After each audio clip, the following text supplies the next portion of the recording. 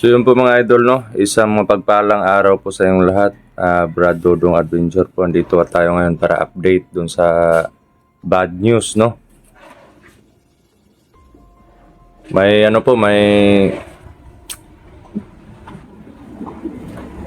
masamang balita, no? Mga idol, hindi po inaasahang pangyayari.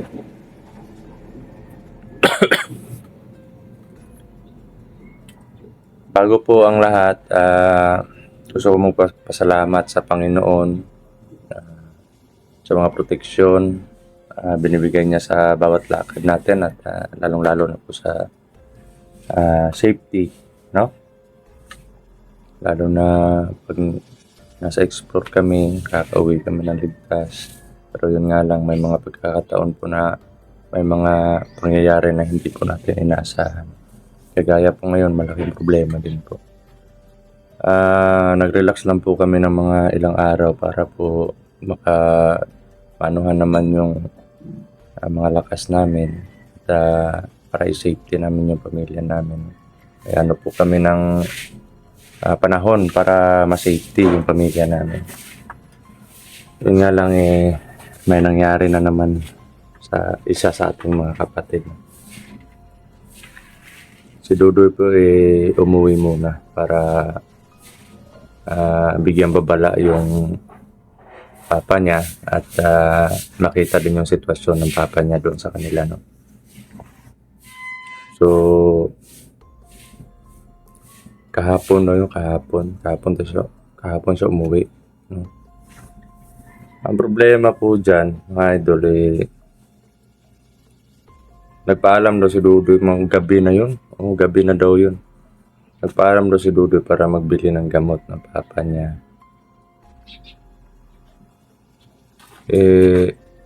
Laking gulat po ng papa niya na may biglang sumigaw at kilala niya yun na boses ng anak niya, si Dudoy. So ang tanging na niya na lang na naabutan niya na lang doon yung cellphone. Pinuntahan niya yung kung saan yung location na narinig na yung boses ng bata ni Dudoy. Ang problema, cellphone na lang yung andun. Kasi nang humihingi daw ng tulong si Dudoy. Malapit lang daw sa nila, medyo malapit lang sa bahay, mga 15 steps siguro or 15 meters, ganun. Paglabas niya, kasi gabi na, pinakahiga na daw yung papa niya. Actually, pumunta yung papa niya dito. Hinatid yung cellphone ni Dudoy para makita ko yung video. Naka-video si Dudoy ng kunting video lang. Tapos, bigla na lang may sumakal sa kanya. Yun na, ganito na lang po. Panoorin na lang po natin yung video, no? Yung actual na pero parang na-off yung niya, yung video. Parang na-off. Nahulog. Pagkahulog siguro ng cellphone, na off yung camera, no? So, yun. Pakinggan at panoorin po natin mga idol, no? Yan. So yun, mapagpalang araw mga kabunsono. Kakauwi ko lang mga kabunsono, galing dun sa mission namin Kuya Dudong. Pahinga muna ako sa bahay, saka dito ako ngayon sa sa labas, tindahan. Nagbili ako ng gamot ni Airpat. Yan mga kabunso, gamot ni Airpat nandito sa Binilihan ko muna ng gamot si Airpat at saka doon muna ako sa bahay mga kabunso dahil sa titignan ko muna yung sitwasyon ni Airpat doon, no? Kasi tumawag ka sa akin mga kabunso, may nagapaligid sa sa amin yung kakinalang mga tao mga kabunso. Nandun sa pumupunta sa amin, kumbaga parang sumisilip lang sa amin mga kabunso. At saka doon din ako galing sa kaibigan ko na albularyo mga kabunso. May binigay po sa akin na libro na mga Latin. Yun, pag-away ko doon mabasahin ko yun at para magamit ko rin sa pag-explore, no, sa mga natin. mga kaibigan natin na mga elemento mga kabunso. Yan, at saka medyo malapit na rin po ako dyan sa sa bahay. Yan yung may ilaw. Yan po banda. Tsaka sobrang lakas din ng ulan dito. Kaya mas mabuti din mga kabunso na dito muna ako sa sa bahay. Kasi hindi natin alam na bumaba. Pinsan mo! Tabang! Tabang! Tabang! Tabang! Pinsan mo! Tabang! Tabang! Tabang! Ah! So yun mga idol, no? Nakita po natin yung video kung saan may biglang umatake kay Dudoy. So ngayon po naghahanap pa po ako ng paraan para maka-explore po tayo, no? Gawa nga po ng baka sa panahon na wala ako dito tapos yung pamilya ko na naman yung atakihin.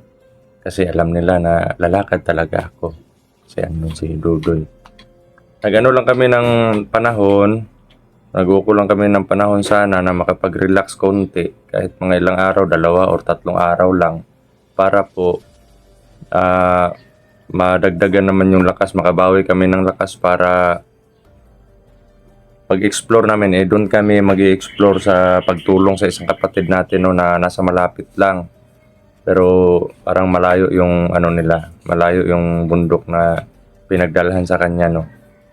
So, yun sana yung target namin ni Bunso at ni Max, na rescue kami doon kasi nakuha na namin yung bata sa tulong ng mga dasalan nyo at lalo na po sa Panginoon. Nga lang, gusto ko sana i-safety muna yung pamilya ko. Hanap sana muna kami ng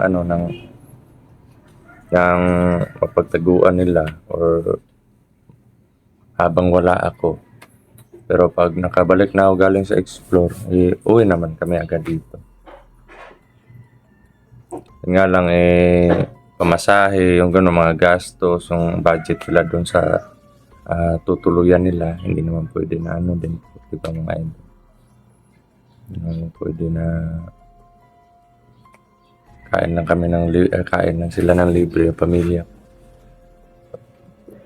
So mamaya try ko mangutang doon sa kakilala ko, kung makakautang, kung papala rin tayo. Pero kung hindi, hanap naman tayo ng paraan. Ganun lang. At ang gusto ko po sana sa lalong madaling panahon rescue operation agad kay Dudoy, kasi alam ko na sobrang, parang yung nakita ko sa camera, naka-hood, naka-jacket ng itim, parang may duda na ako kung sinong mga tao yun.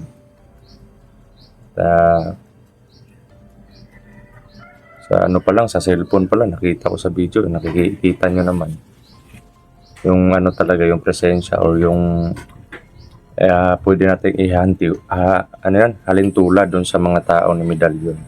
So, dahil sa galit, siguro, yun na yung pagkilos ng medalyon. Yun yung dahilan bakit umuwi si Dudoy doon at nagpaalam siya sa akin para i-safety at bigyang babala yung papa niya. Hindi na sa pangyayari, ganun po yung nangyari talaga. Ang plano talaga niya, kuya, uwi muna ako kasi safety ko si papa. Bigyang babala ko siya. Tapos para matingnan ko din yung niya, yung kalagayan niya doon, kung okay ba siya, gamot niya, iniinom niya ba, ganon. Tapos pagka kinabukasan sana, ngayon sana, umaga, andito na sana si Dudoy. Para mag-prepare na kami sa exploration para pagtulong dun sa isang kapatid natin. So, sa mga nag-request naman po sa pagtulong doon sa isang kapatid natin, nilalaanan po namin ng panahon yan. Yung time pa po na hindi pa na si Nathan na kuha ng kalaban, di pa kami nilusob dito ng kalaban. Nag-prepare na po kami, naghanap na kami ng paraan para makatulong doon. Yung problema nga lang po, pag uwi ko may problema yung bata na ano. Ngayon naman, nag-relax kami. Nagbigay kami ng mga ilang araw para makabawi ng lakas kasi alam namin na mahaba-habang bakbakan yung pupuntahan namin kasi rescue operation nga, pagtulong dun sa kapatid natin. Ito na naman tayo yung problema na hindi natin inaasahan. No? Kung alam lang sana namin na ganun yung mangyayari kay Dudoy, pwede naman na na sabay-sabay na lang kami pumunta doon tatlo. Problema nga lang parang alam namin na yung diskarte ng mga kalaban ngayon, bawat pamilya namin may nagmamasid. Naghahanap lang ng tiyempo. Kaya yun yung problema namin ngayon. Gusto ko sana na maaga or kagabi, iba yung iba yung nararamdaman ko kagabi, parang yun, bilasa or yun, hindi mapakali. Bilasa ba yun sa sa Tagalog? Kaya yun, pag ngayon umaga, kagigising ko lang. Yung papa ni Dudoy, nandito na. Kasi alam niya naman tong location na to. Minsan niya na kasing hinatid si Dudoy dito para malaman niya kung saan ako nakatira din. Umiiyak at nangihingi din ng patawad kasi wala daw siya nagawa. Sabi ko, hindi mo kasalanan yun. Kasalanan yun ng mga taong dumukot sa kay Dudoy. Kaya sobra ding na-disappoint ako sa sarili ko kasi ngayon na kailangan agad-agad ni Dudoy ng tulong dahil po sa problema pangangailangan hindi agad ako makalakad, no. So pagsisikapan ko po ng ngayong araw na to, mga idol, no, makaabante ako doon para kay Dudoy.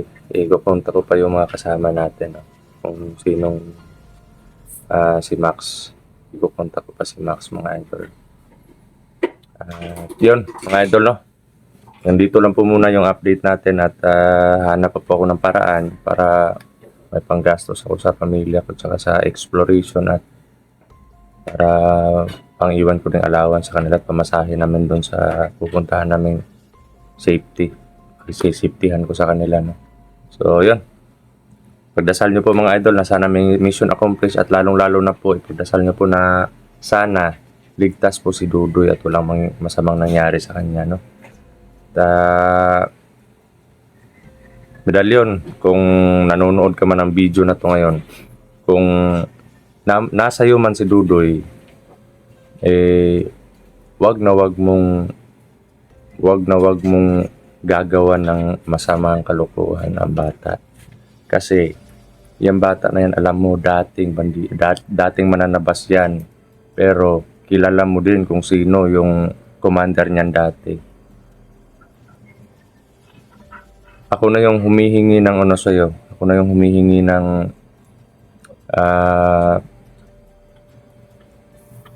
ako na yung nagpapakumbaba na wag mong sasaktan yung bata, no? Anytime pwede akong matapos lang ako dito sa problema ng pamilya ko. Pwede kitang puntahan. Pwede, kahit wala akong kasama, pwede kitang puntahan. Lang kayo,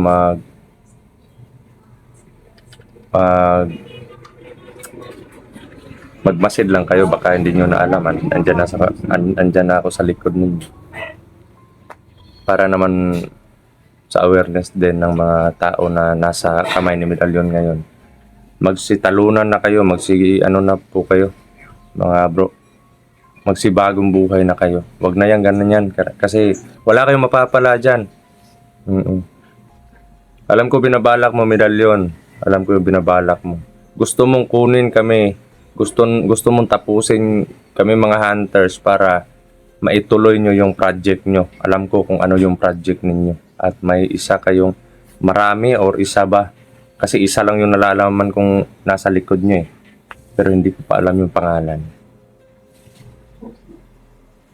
Darating yung araw na magsama-sama kayo. May kalalagyan talaga kayo. So, nandito na lang po ang update natin at God bless po sa atin lahat. Sana maging ligtas po tayo lahat. No? Idol.